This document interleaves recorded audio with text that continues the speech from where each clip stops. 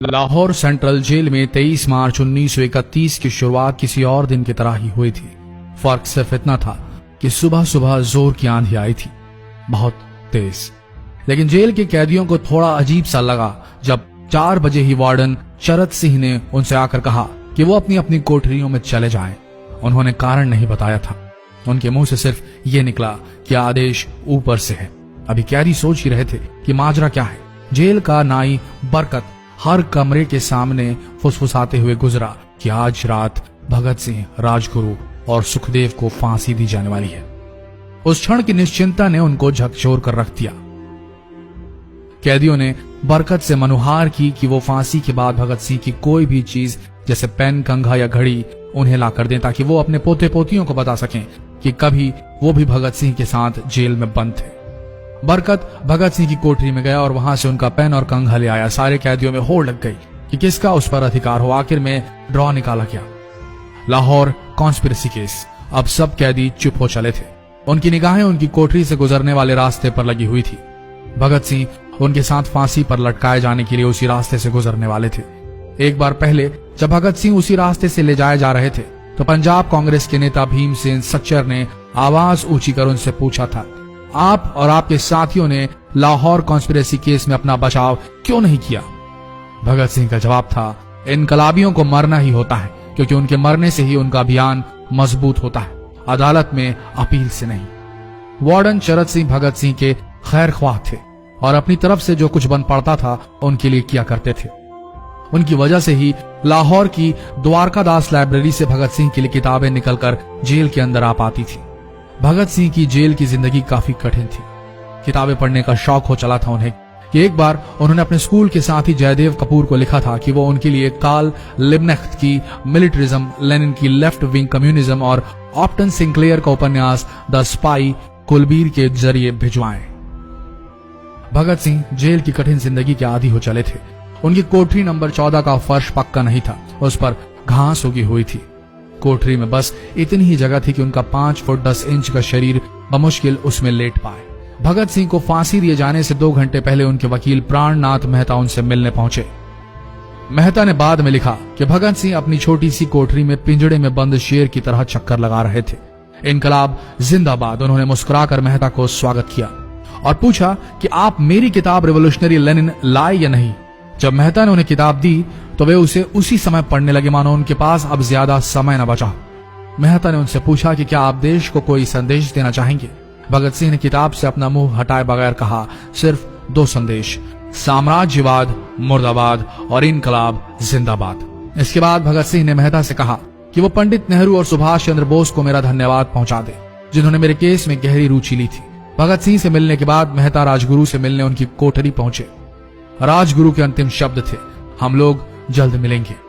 सुखदेव ने मेहता को याद दिलाया कि वो उनकी मौत के बाद जेलर से वो कैरम बोर्ड ले लें जो उन्होंने उन्हें कुछ महीने पहले दिया था।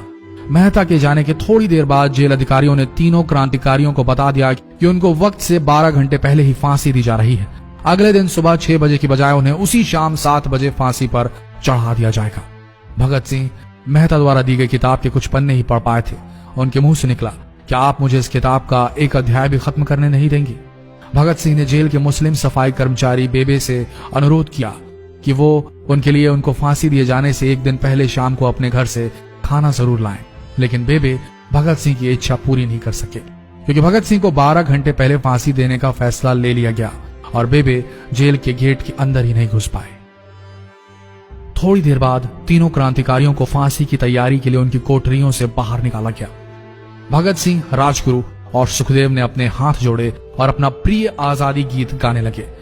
कभी वो दिन भी आएगा कि जब आजाद होंगे हम, ये अपनी ही जमीन होगी या अपना आसमान होगा।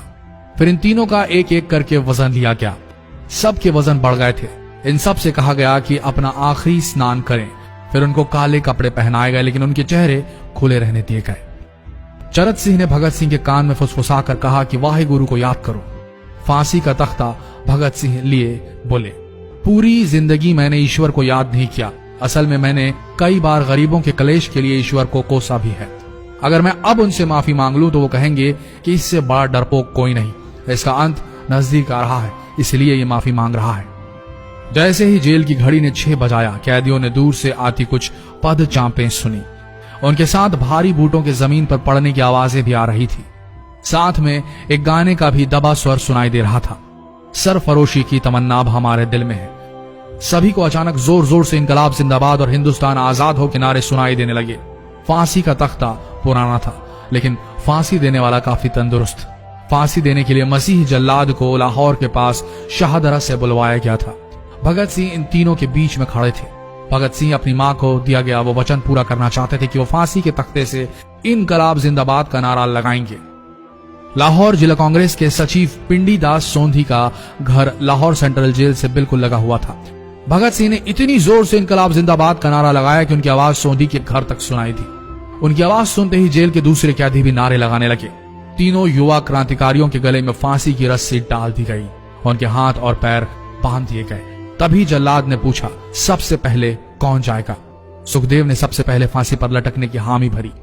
जल्लाद ने एक एक कर रस्सियां खींची और उनके पैरों के नीचे लगे तख्तों को पैर मारकर हटा दिया। काफी देर तक उनके शव तख्तों से लटकते रहे। अंत में उन्हें नीचे उतारा गया और वहां मौजूद डॉक्टरों लेफ्टिनेंट कर्नल जे नेल्सन और लेफ्टिनेंट कर्नल NS सोंधी ने उन्हें मृत घोषित किया। एक जेल अधिकारी पर फांसी का इतना असर हुआ कि जब उससे कहा गया कि वो मृतकों की पहचान करें तो उसने ऐसा करने से इनकार कर दिया। उसे उसी जगह पर निलंबित कर दिया गया अंग्रेजों द्वारा। एक जूनियर अफसर ने यह काम अंजाम दिया। पहले योजना थी कि इन सब का अंतिम संस्कार जेल के अंदर ही किया जाएगा, लेकिन फिर यह विचार त्यागना पड़ा जब अधिकारियों को आभास हुआ कि जेल से धुआं उठते देख बाहर खड़ी भीड़ जेल पर हमला कर सकती है। इसलिए जेल की पिछली दीवार तोड़ी गई। उसी रास्ते से ट्रक जेल के अंदर लाया गया और उस पर बहुत अपमानजनक तरीके से उन शवों को एक सामान की तरह लाद दिया गया। पहले तय हुआ था कि उनका अंतिम संस्कार रावी के तट पर किया जाएगा, लेकिन रावी में पानी बहुत ही कम था, इसलिए सतलज के किनारे शवों को जलाने का फैसला लिया गया।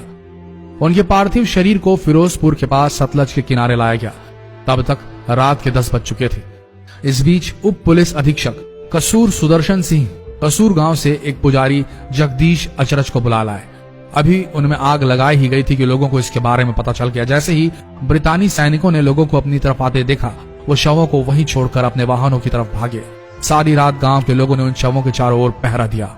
अगले दिन दोपहर के आसपास जिला मजिस्ट्रेट के दस्तखत के साथ लाहौर के कई इलाकों में नोटिस चिपकाया गया, जिसमें बताया गया कि भगत सिंह, सुखदेव और राजगुरु का सतलज के किनारे हिंदू सिख रीति से अंतिम संस्कार कर दिया गया है। तो ये थे भगत सिंह की जिंदगी के वो 12 आखिरी घंटे। आशा करते हैं इस वीडियो में सुनाई गई ये कहानी आज युवा पीढ़ी के दिलों में मर चुके देशभक्ति को जगाने में कामयाब होंगे। जितना हो सके इस संदेश को पूरे देश में पहुंचाएं। इस वीडियो को शेयर करें फेसबुक पर, व्हाट्सएप पर, और हो सके तो इस पेज को फॉलो करें ताकि ऐसे ही वीडियोस आप तक सही समय पर पहुंच सके। मिलते हैं अगले वीडियो में, तब तक के लिए आप सबका धन्यवाद।